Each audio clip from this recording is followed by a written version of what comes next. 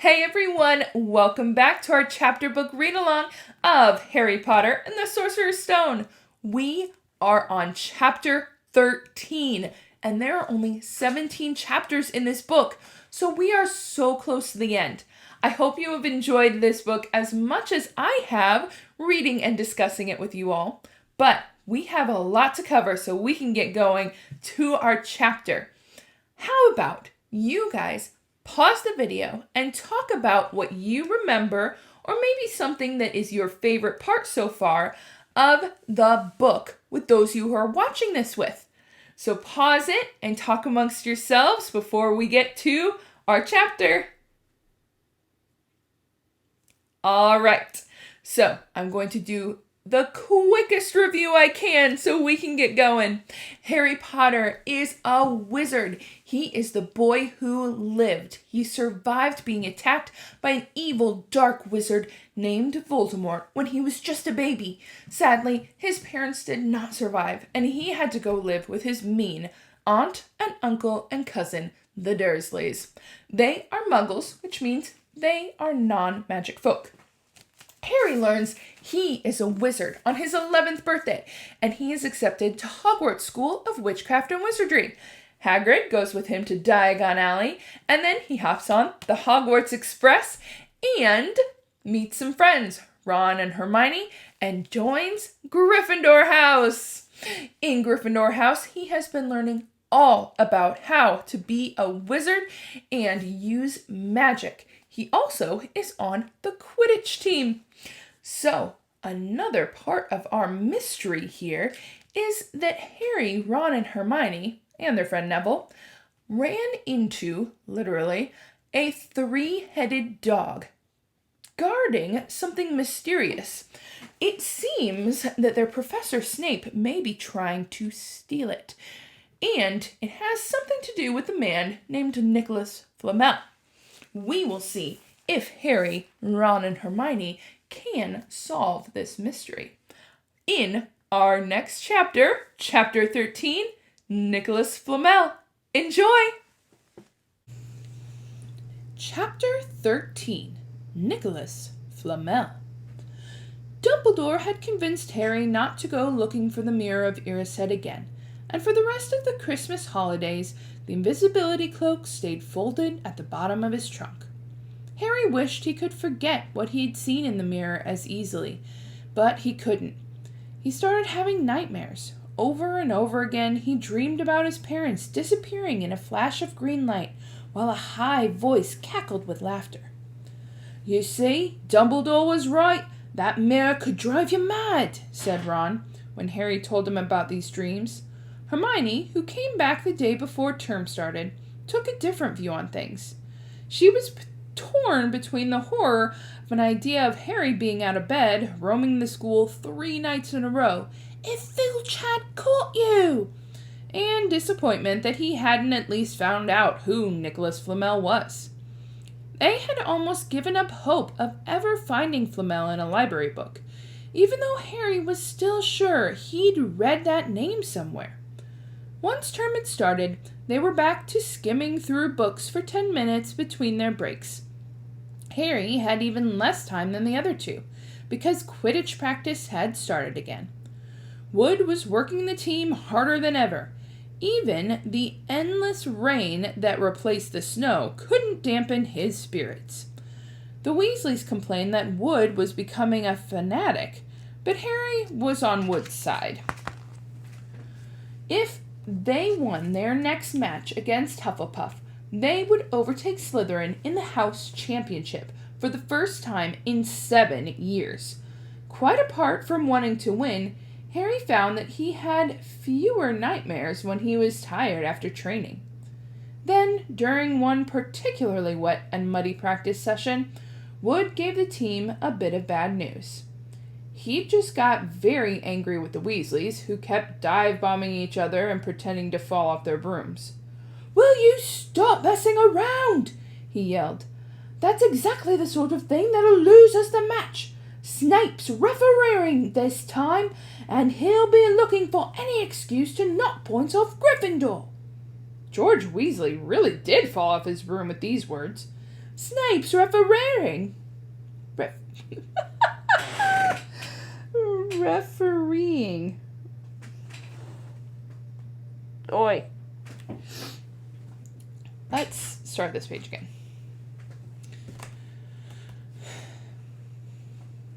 If they won their next match against Hufflepuff, they would overtake Slytherin in the House Championship for the first time in 7 years. Quite apart from wanting to win, Harry found that he had fewer nightmares when he was tired out after training. Then, during one particularly wet and muddy practice session, Wood gave the team a bit of bad news.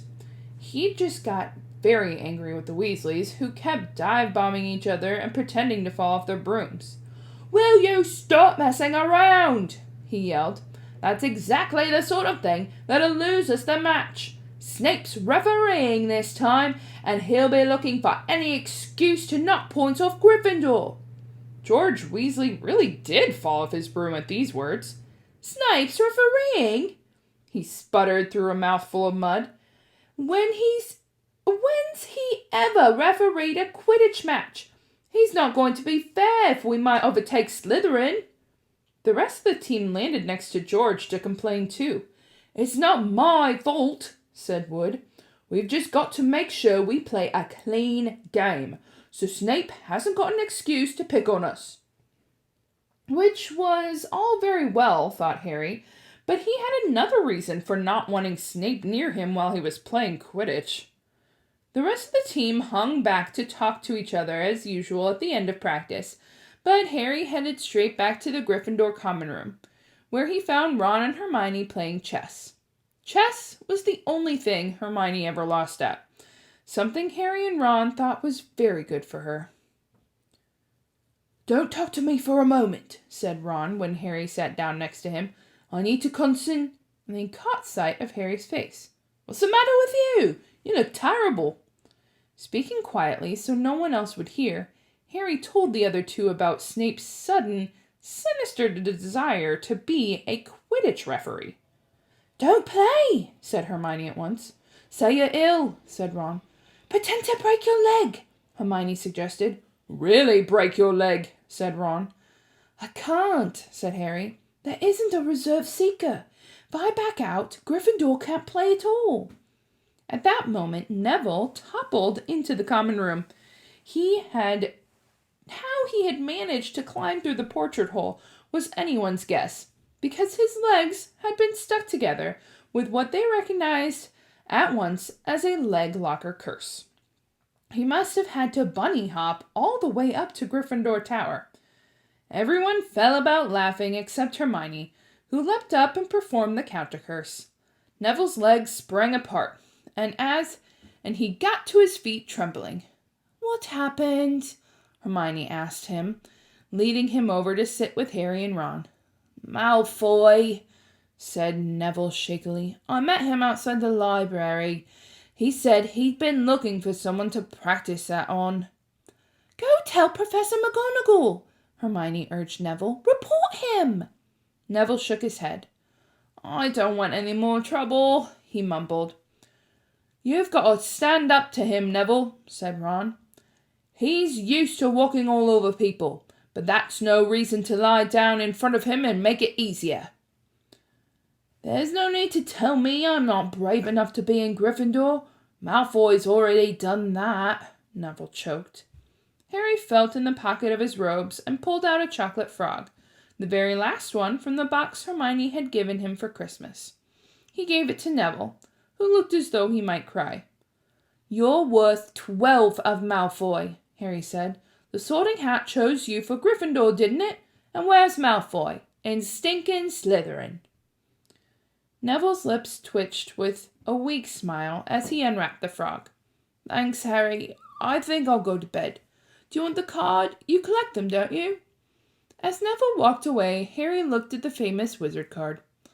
"Dumbledore again," he said. "He was the first one I ever—" He gasped.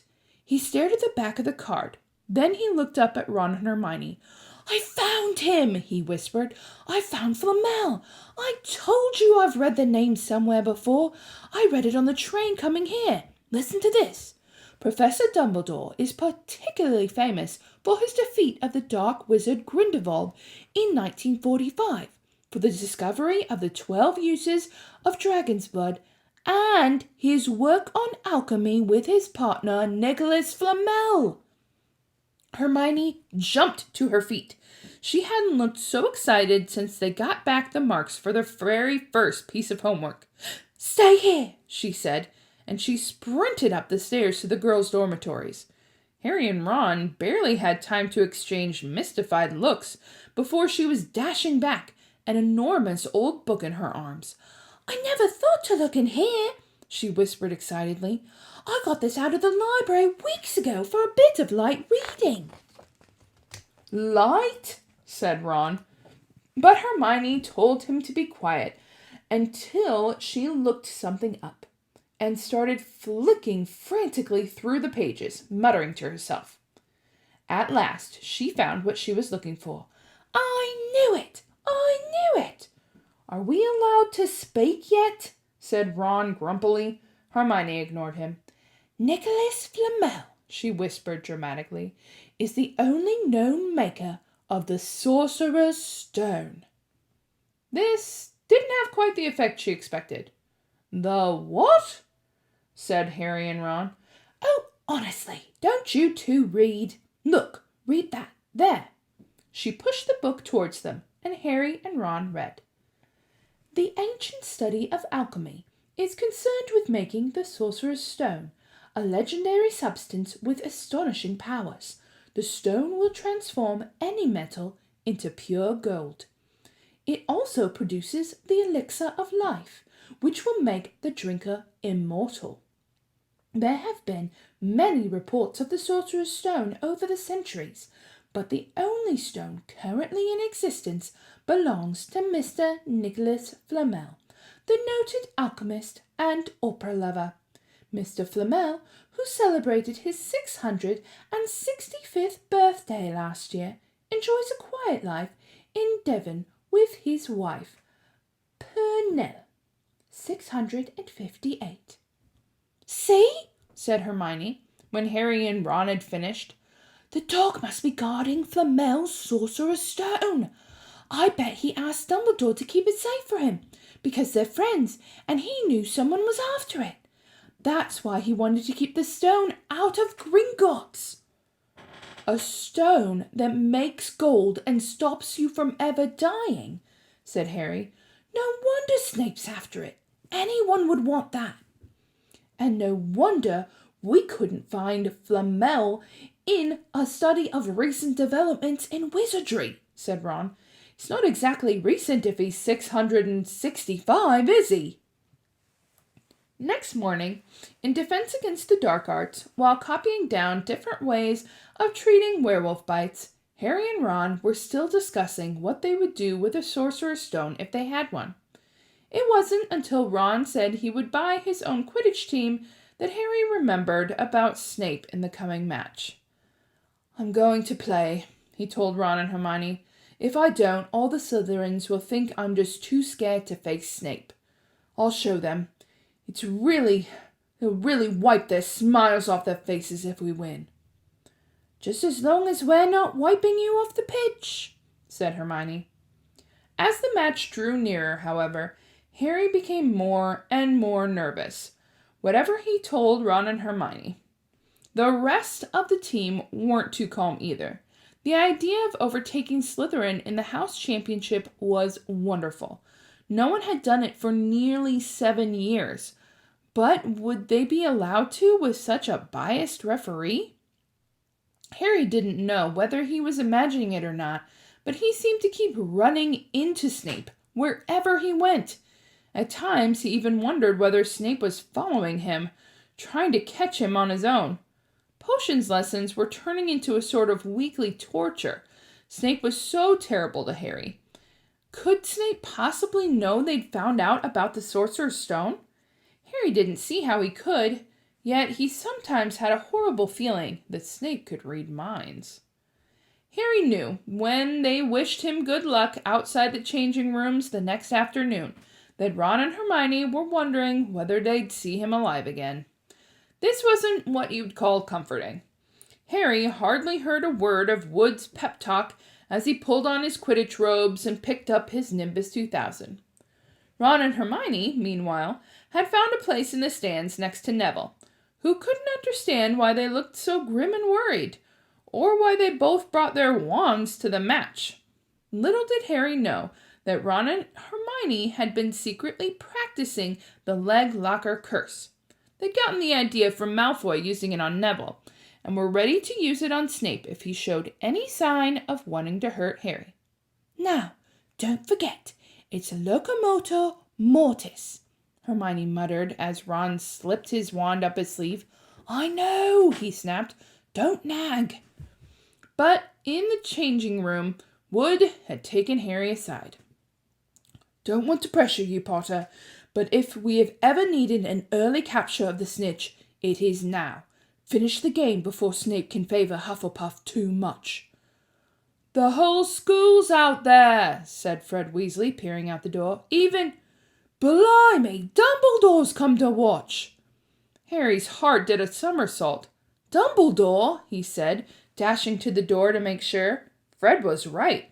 There was no mistaking that silver beard. Harry could have laughed out loud with relief. He was safe. There was simply no way that Snape would dare try to hurt him if Dumbledore was watching.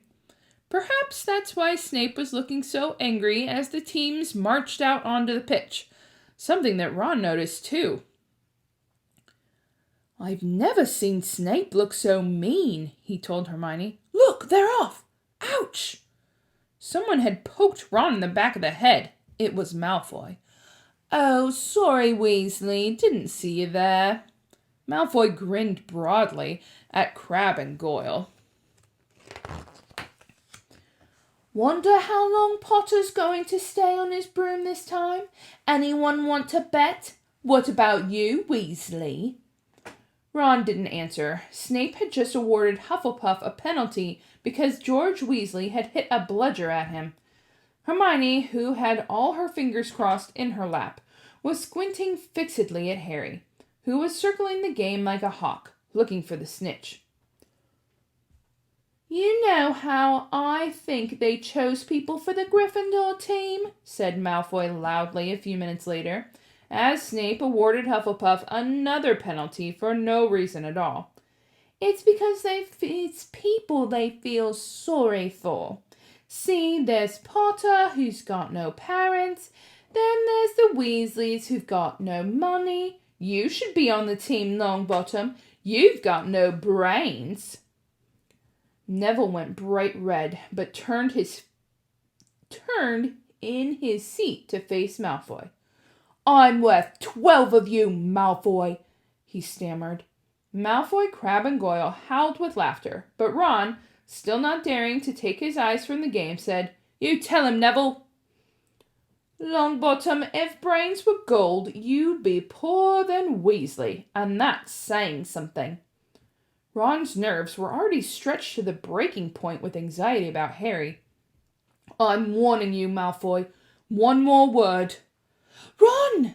said Hermione suddenly. "Harry!" "What? Where?" Harry had suddenly gone into a spectacular dive, which drew gasps and cheers from the crowd.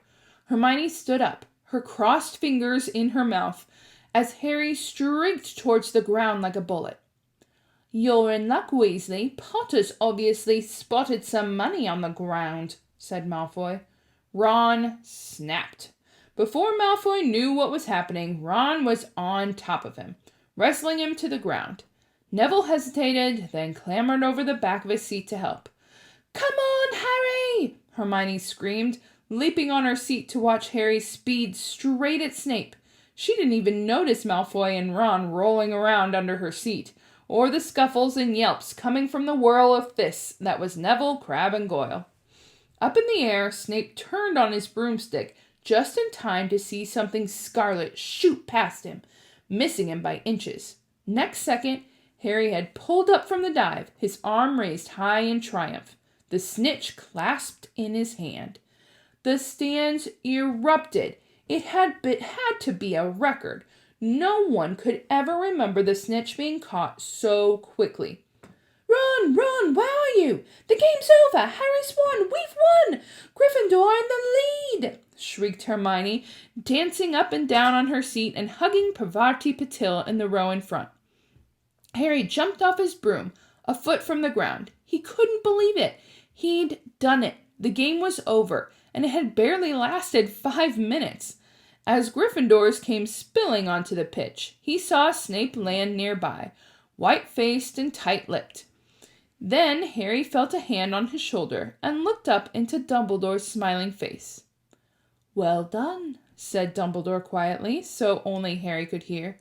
"Nice to see you haven't been brooding over that mirror. Been keeping busy. Excellent." Snape spat bitterly on the ground. Harry left the changing room alone some time later to take his Nimbus 2000 back to the broom shed. He couldn't ever remember feeling happier. He'd really done something to be proud of now. No one could say he was just a famous name anymore. The evening air had never smelled so sweet. He walked over the damp grass, reliving the last hour in his head, which was a happy blur.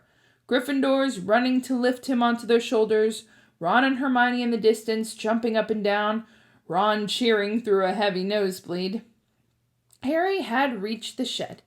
He leaned against the wooden door and looked up at Hogwarts, with its windows glowing red in the setting sun. Gryffindor in the lead. He'd done it. He'd shown Snape.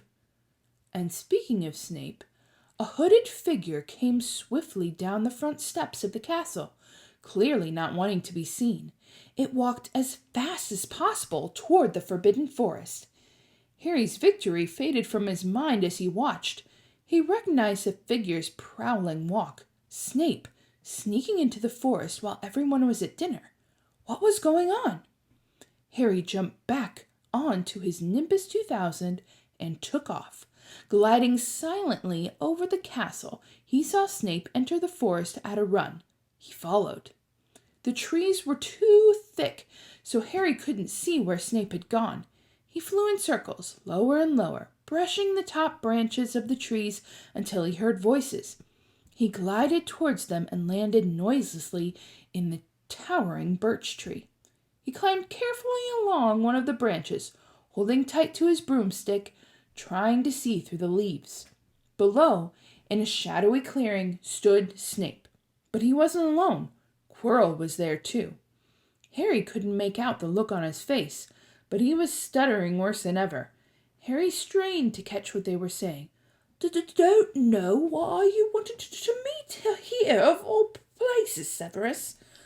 "Oh, I thought we'd keep this private," said Snape, his voice icy.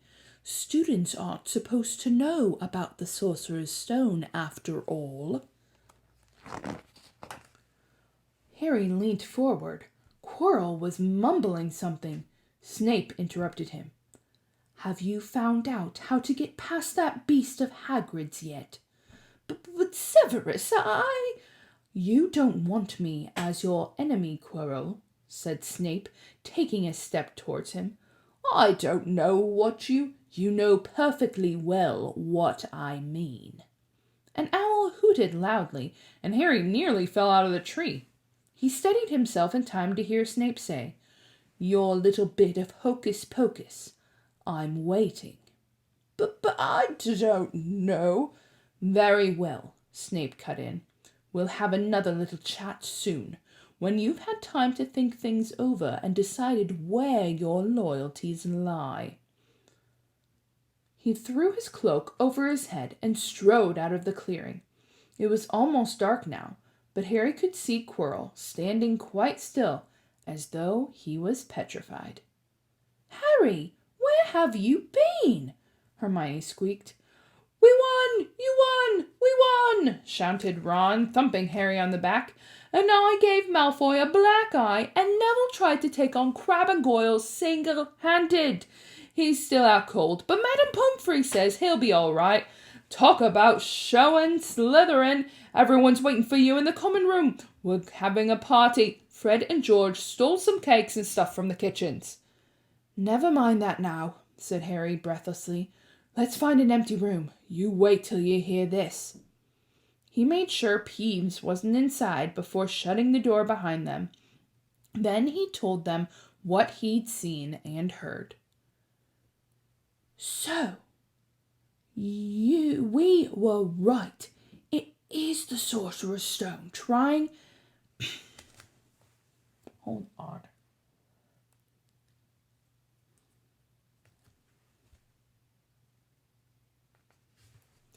So, we were right. It is the Sorcerer's Stone, and Snape's trying to force Quirrell to help him get it. He asked if he knew how to get past Fluffy, and he said something about Quirrell's hocus pocus. I reckon there are other things guarding the stone apart from Fluffy. Loads of enchantments, probably. And Quirrell would have done some anti-dark arts spell which Snape needs to break through. So you mean the stone's only safe as long as Quirrell stands up to Snape? Said Hermione in alarm. It'll be gone by next Tuesday, said Ron. The end of Chapter 13. Nicholas Flamel. All right, that was Chapter 13. Lots of fun stuff happening, so let's discuss. What does Harry give to Neville at the beginning of this chapter? He gives him some candy, a chocolate frog. Why does he do that? Because Draco Malfoy was being very mean and cursed Neville. His legs got stuck together and he had to hop all the way up the stairs to Gryffindor Tower. Well, what does Neville give Harry back? A card with a famous witch or wizard on it that are in the chocolate frog containers. And who is on that card? It's Professor Dumbledore. But we learn something even more important. Who does Professor Dumbledore work with? Nicholas Flamel. They finally found him. He is a noted alchemist, which means he does things with stones and chemicals and magic. So they learn that he has made something very valuable, which is the Sorcerer's Stone. Why would somebody want that? What are the two things that the Sorcerer's Stone does that is very important? It can turn anything into gold and makes an elixir, which means a potion, that can make you live forever. This man is 600 years old. Whew. Why would Snape want it? Why would anyone, right? You can turn things into gold, it can make you rich, and you could live forever. So a lot of people probably would want it. So we learn something else later. Why is Gryffindor Quidditch team so worried about what Oliver Wood tells them in their practice? Professor Snape decided to referee a match? Ugh. Harry's very worried because they think he was the one who cursed his broom the last Quidditch match. This isn't good. But how does the Quidditch match turn out? Actually quite well, doesn't it? So, Harry catches the snitch in record time.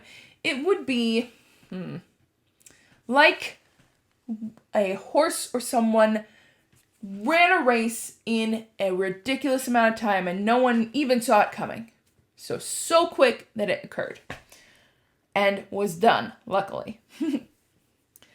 But after the match, Harry goes over to the Forbidden Forest and he hears a conversation. Who was talking in there? Snape and Quirrell. What were they talking about? Snape was saying that he'll keep his eye on him, right? And asked him if he had found out exactly what was going on. We'll have to see how that turns out. I think my favorite part of that is the very last couple of lines. So you mean the stone's only safe as long as Quirrell stands up to Snape? And then Ron says, it'll be gone by next Tuesday. All right, we will see if the stone is gone by next Tuesday in our next video when we continue Harry Potter and the Sorcerer's Stone. I hope you enjoyed this chapter, and we'll see you guys next time. Bye, everyone!